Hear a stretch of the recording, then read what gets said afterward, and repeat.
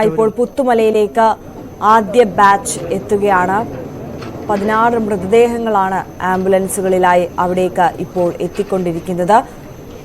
Revenue ഉദ്യോഗസ്ഥരുടെ അടക്കം അകമ്പടിയോടുകൂടി ആംബുലൻസുകളിൽ ആ മൃതദേഹങ്ങൾ അവിടേക്ക് എത്തിക്കൊണ്ടിരിക്കുകയാണ്. അല്പസമയത്തിനകം തന്നെ സംസ്കാര ചടങ്ങുകൾ ആരംഭിക്കുമെന്നുള്ളതാണ് റവന്യൂ മന്ത്രി അല്പസമയം മുമ്പ് നമ്മളോട് പ്രതികരിച്ചപ്പോൾ പറഞ്ഞത്.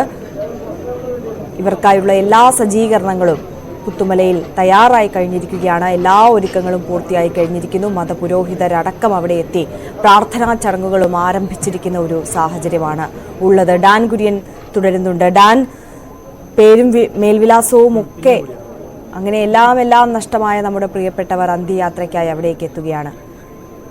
അവിടെ നിന്നുള്ള വിവരങ്ങൾ.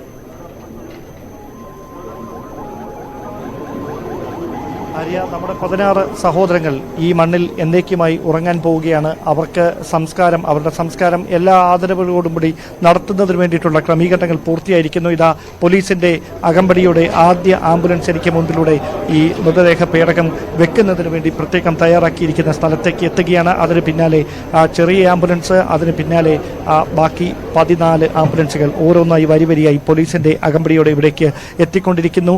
ഈ ദാരുണമായ കാഴ്ചയ്ക്ക് സാക്ഷ്യം വഹിക്കാൻ നിരവധി ആളുകളും ഈ പ്രത്യേകമായി ക്രമീകരിച്ചിരിക്കുന്ന പന്തലിലേക്ക് എത്തിയിട്ടുണ്ട്. ഇത്രയധികം നമ്പറുകൾ ഇന്നലത്തേതിന് സമാനമായ തരത്തിൽ സർവമത പ്രാർത്ഥന വേഗത്തിൽ പൂർത്തിയാക്കി ഓരോ മൃതദേഹങ്ങളും വേഗത്തിൽ ഈ സംസ്കരിക്കുന്നതിന് വേണ്ടിയിട്ടുള്ള ക്രമീകരണങ്ങളാണ് സജ്ജമാക്കിയിരിക്കുന്നത്. അതുമായി ബന്ധപ്പെട്ട നടപടിക്രമങ്ങളൊക്കെ പൂർത്തിയായിരിക്കുകയാണ്.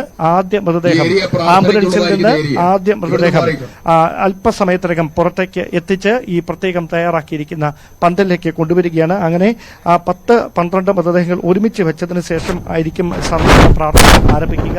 അതിനുവേണ്ടി സെന്റ് സെബാസ്റ്റ്യൻസ് ദേവാലയത്തിന്റെ വികാരി അടക്കം അവിടേക്ക് ക്രൈസ്തവ സഭയെ പ്രതിനിധീകരിച്ചെത്തിയിരിക്കുന്നു. ശിവക്ഷേത്രത്തിന്റെ പ്രതിനിധികൾ മറ്റൊരു വശത്ത്, അതോടൊപ്പം ഇമാം അടക്കമുള്ളവർ അവരുടെ പ്രാർത്ഥന ചടങ്ങുകൾ നടത്തുന്നതിന് വേണ്ടി അങ്ങനെ എല്ലാവരും എത്തിക്കഴിഞ്ഞിരിക്കുന്നു. അല്പസമയത്തിനകം ഈ മൃതദേഹങ്ങൾ അകത്തേക്ക് എത്തിക്കുകയാണ്. അതുമായി ബന്ധപ്പെട്ട ഒരുക്കങ്ങൾ പൂർത്തിയായിരിക്കുന്നു. സംസ്ഥാന സർക്കാരിന്റെ എല്ലാ ആദരവും നൽകിക്കൊണ്ടായിരിക്കും ഈ ചടങ്ങുകൾ ഇവിടെ നടക്കുക. അറിയാം. തീർച്ചയായും ഡാൻ കുര്യനാണ് വിവരങ്ങൾ നൽകുന്നത്. ആംബുലൻസുകൾ അവിടേക്ക് എത്തി നിൽക്കുകയാണ്. ഇനി ഓരോരോ മൃതദേഹങ്ങളായി പ്രത്യേകം സജ്ജീകരിച്ച ഷെഡിലേക്ക്, അവിടെ സജ്ജീകരിച്ചിട്ടുള്ള ടേബിളുകളിലേക്ക് മാറ്റും. അതിനുശേഷം യഥാക്രമം ഔദ്യോഗിക കണക്കനുസരിച്ച്, ചടങ്ങനുസരിച്ച് സംസ്കാര ചടങ്ങുകളിലേക്ക് കടക്കും. സംസ്ഥാന സർക്കാരിന്റെ എല്ലാ ബഹുമതികളോടും കൂടിയിട്ടാണ് നമ്മുടെ ഈ പ്രിയപ്പെട്ടവരെ അല്പസമയത്തിനകം ഇവിടെ സംസ്കരിക്കുക. 190 കുഴിമാടങ്ങളാണ് തയ്യാറാക്കിയിട്ടുള്ളത്.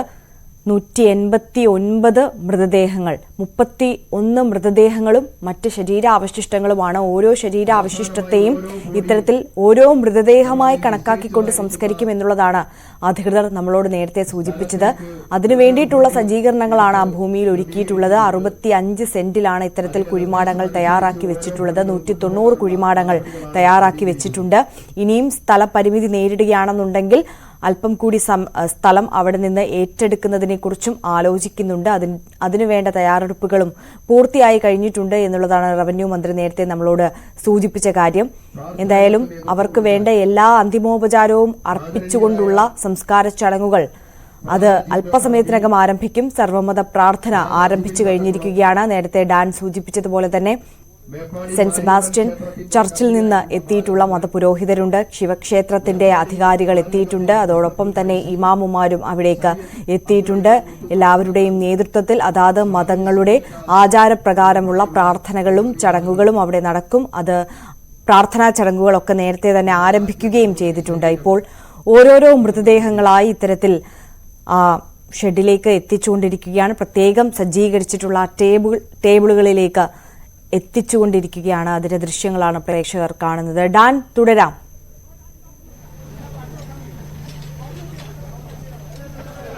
ആര്യ, ദയനീയമായ കാഴ്ചകൾക്ക്, കേരളം ഇന്നുവരെ കണ്ടിട്ടില്ലാത്ത വേദനയുളവാക്കുന്ന കാഴ്ചകൾക്ക്, ഹൃദയം നുറുങ്ങുന്ന കാഴ്ചകൾക്ക് ഞങ്ങൾ സാക്ഷ്യം വഹിക്കുകയാണ്. ഒരുപക്ഷെ ഇങ്ങനെയൊരു ദുരന്തം, ഇത്രയധികം ആളുകളുടെ ജീവൻ കവർന്നൊരു ദുരന്തം സമീപകാലത്തൊന്നും കേരളത്തിൽ ഉണ്ടായിട്ടില്ല. ആ ദുരന്തത്തിന്റെ ബാക്കി പത്രമായി മാറിയ 380-ലേറെ മനുഷ്യജീവനുകൾ. സർക്കാർ എന്നത് 400-ന് മുകളിൽ എന്ന് പറയുമ്പോൾ ഘട്ടത്തിൽ 380 പേരെന്നായിരുന്നു ഇന്ന് രാവിലെ വരെ ഉണ്ടായിരുന്ന കണക്കിൽ. പിന്നെയും കണക്കുകൾ മാറിമറിയുകയാണ്. നമ്മുടെ ആ സമശിഷ്ടങ്ങളിൽ 189 പേരെയാണ് ആരാണ് അവർ എന്ന് ഇപ്പോഴും തിരിച്ചറിയാൻ കഴിയാത്ത ദയനീയമായ സ്ഥിതിയിലുണ്ടായത്. ഇപ്പോഴും ഉറ്റവർ തേടി നടക്കുമ്പോഴും പക്ഷേ തേടുന്നത് ആരെയാണെന്ന കാര്യത്തിൽ വ്യക്തത വരുത്താൻ ഒരു നിർവാഹവുമില്ലാത്ത തരത്തിൽ കണ്ടെത്തിയ 189 മൃതദേഹങ്ങൾ. ആ മൃതദേഹങ്ങളിൽ 31 എണ്ണം മാത്രമാണ് പൂർണ്ണമായി ശരീരഭാഗങ്ങൾ മുഴുവനായി ഉള്ള നിലയിൽ കണ്ടെത്തിയിരിക്കുന്നത്. അതിൽ 8 എണ്ണം ഇന്നലെ സംസ്കരിച്ചിരുന്നു. 38 എണ്ണത്തിൽ ശേഷിക്കുന്ന 31 മൃതദേഹങ്ങൾ ഇവിടെ ഇന്ന് ആദ്യഘട്ടത്തിൽ സംസ്കരിക്കും. അതിന് പിന്നാലെയായിരിക്കും 158-ലേറെ ശരീരഭാഗങ്ങൾ. അവയെല്ലാം ഓരോരോ പ്രത്യേകം കുഴിമാടങ്ങളിൽ തന്നെയായിരിക്കും എത്തിക്കുമ്പോൾ രണ്ടാമത്തെ മൃതദേഹം ഇവിടേക്ക് ഈ ടേബിളിലേക്ക് വെച്ചിരിക്കുകയാണ്. അങ്ങനെ ഒരേ സമയം 10 അല്ലെങ്കിൽ 12 മൃതദേഹങ്ങളായിരിക്കും ഇവിടേക്ക് ഒരുമിച്ച് വെക്കുക. ഈ പ്രാർത്ഥനകൾ നടത്തിയതിനു ശേഷം ആ മൃതദേഹങ്ങൾ ഓരോന്നായി ഈ PPE കിറ്റ് ധരിച്ചുകൊണ്ട് ഓരോ മൃതദേഹങ്ങൾക്കും അടുത്ത് നിൽക്കുന്ന സന്നദ്ധ പ്രവർത്തകർ, വോളണ്ടിയേഴ്സ് ആ മൃതദേഹങ്ങളുമായി ആ മൃതദേഹങ്ങൾ സംസ്കരിക്കുന്നതിന് വേണ്ടി തയ്യാറാക്കിയിട്ടുള്ള കുഴിമാടങ്ങൾക്ക് അരികിലേക്ക് പോകും. വേഗത്തിൽ തന്നെ ഈ നടപടികൾ ഏതാണ്ട് ഒരു 4-5 മണിക്കൂറുകൾ കൊണ്ട് ഈ നടപടികൾ മുഴുവൻ പൂർത്തിയാക്കണമെന്നൊരു വിലയിരുത്തലിലാണ് ഇപ്പോൾ ഇതുമായി ബന്ധപ്പെട്ട നടപടികൾക്ക് തുടക്കമായിരിക്കുന്നത്. ആര്യ, ഡാൻ, 16 മൃതദേഹങ്ങളാണ് ഈ ആദ്യ ബാച്ചിൽ അവിടേക്ക് എത്തിയിട്ടുള്ളത്. ഈ 16 മൃതദേഹങ്ങളുടെയും സംസ്കാര ചടങ്ങുകൾക്ക് ശേഷമാകുമോ അടുത്ത ബാച്ച് അവിടേക്ക് എത്തിക്കുക? എങ്ങനെയാണ് ഈ ഒരു ആക്ഷൻ പ്ലാൻ തയ്യാറാക്കിയിട്ടുള്ളത്? അതേക്കുറിച്ച് വിവരമുണ്ടോ? ഭൗതിക ശരീരം കടന്നു വരാനുള്ള വഴി സ്വാഭാവികമായി ഈ 16 മൃതദേഹങ്ങൾ ഇവിടേക്ക് ഇറക്കി വെച്ചതിന് ശേഷം ആ മൃതദേഹങ്ങളുമായി ഇവിടേക്ക് എത്തിയ ആംബുലൻസുകൾ 16 ആംബുലൻസുകളും മുകൾ ഭാഗത്തുകൂടി തയ്യാറാക്കിയിരിക്കുന്ന വഴിയെ മുകളിലേക്ക് പോകും. ആ ആംബുലൻസുകൾ 16 എണ്ണവും ഇവിടെ നിന്ന് നീങ്ങിയതിനു ശേഷമായിരിക്കും മേപ്പാടിയിൽ നിന്ന് അടുത്ത ബാച്ച് ഇതേ സമാനമായ തരത്തിൽ 16 മൃതദേഹങ്ങളുമായി അടുത്ത ബാച്ച് ആംബുലൻസുകൾ കോൺവോയായി അവിടുന്ന് പുറപ്പെടുക. അവിടെ പോലീസ് ആ മൃതദേഹങ്ങൾക്ക് അകമ്പടി സേവിക്കും.